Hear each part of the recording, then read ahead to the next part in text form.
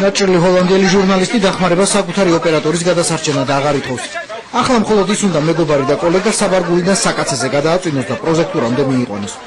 რუსული დაბომბვის შედეგად სტან სტრომასი ადგილზე გარდაიცვალა. ჰოლანდიური არხის RTL-ის გადამღები ჯგუფი გორში დილით მომხდარი აფეთქების შედეგის გადასაღებად იყო ჩასული და თავად ემსხვერპლა ბომბს, რომლის გამოყენებაც საერთაშორისო კონვენციით არის აკრძალული.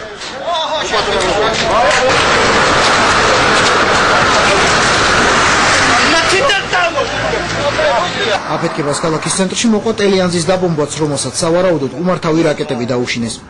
სამოქალაქო მოსახლეობისგან დიდწილად დაცლილ გორში დღეს უმთავრესად ჟურნალისტები დაზარალდნენ.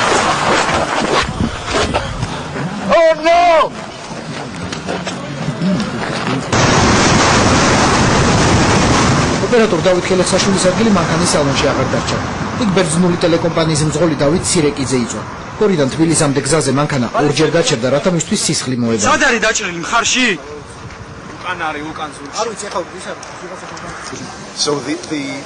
აფეთქებები ნახევარწუთს გაგრძელდა და ამიტომ მგონია რომ კასეტური ბომბი გვესროლეს. თავი რომ ავწიე გარშემო რამდენიმე ადამიანი იწვა. ორი მათგანი ჩემი აზრით უკვე გარდაცვლილი იყო. თავი რისით ხوت მინდა ისა რომ გორში ყოფნის 2 საათის მანძილზე არც ერთი ქართველი ჯარისკაცი არ მინახავს და ნებისმიერი დაბომბვა მხოლოდ მშვიდობიანი მოსახლეობის განადგურებისა და საშინებისთვის ხორციელდება. ჩემს მაყურებელს სწორედ ამას ვეთქვი.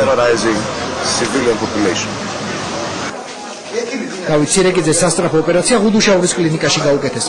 მას არტერია აღმოაჩნდა დაზიანებული. გაცილებით მძიმე მდგომარეობაშია ჟურნალისტი ცადოკ იეშკელი ისრაელიდან, რომელიც სავარაუდოდ იმავე დაბომბვის დროს დაიჭრა.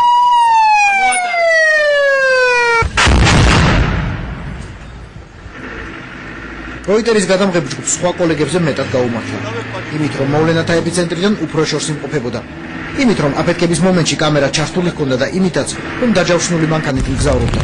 მიუხედავად იმისა, რომ მანქანის ჯავშანი მე-6 კატეგორიისაა და Land Rover-ი 6 ტონა სიწონის, აფეთქება მისი დაზიანება მაინც შეძლო. მანქანაზე ნატრიარები, ბრონირებული მაშინაა გადავარჩენებული.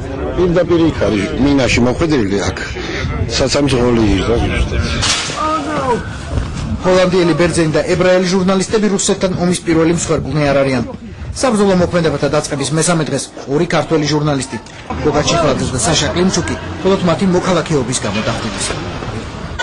ბოლი აღარა მოდიოდეს ხალხო, იტრის ისევ შიგნით ხალხო. ამ გორელი ქალბატონის ბინას დღეს რუსული დაბომბვის შედეგად მოეკიდა ცეცხლი. მან სასწავლებრივად მოასწრო გაქცევა, მაგრამ ახლა არ იცის სად წავიდეს და დაკარგულ ქონებას მისტირის. მანდ ვიყავი მე იმაში, შუა ოთახში ვიყავი და უცბად მაიმე. რაჟიჟი ვჭამეშვილო, ომი მე არ მინაყია არასდროს.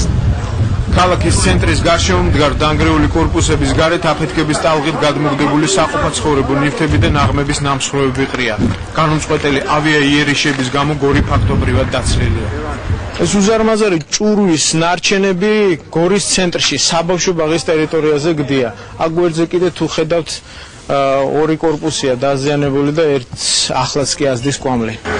დილით იყო სროლა აი აქ ქალაქის სამონტოფორუარი ცხინვალის გზატკეცილზე შევასარეთ სულზე და რა არც სამალიოტის ხმა გაგვიგია არაფერი პროსო ჩავედი დავჯექი და აფეთქდა გრიელს ბატონო დაიბრახუნა რაღაცა და ეს შუშები შეუმაყარა რაღაცა რკინა გამოვიდა ქვაბი იდგა ქვაბს მოხდა და გაახვრიტა ეს ქვაბი რუსული ავიაციის ბარბაროსობას უცხოელი ჟურნალისტები მათ შორის CNN-ის კორესპონდენტი მეთიუ ჩენსი იღებდა What they're saying is that this is a kind of jet engine that was shot off a Russian aircraft.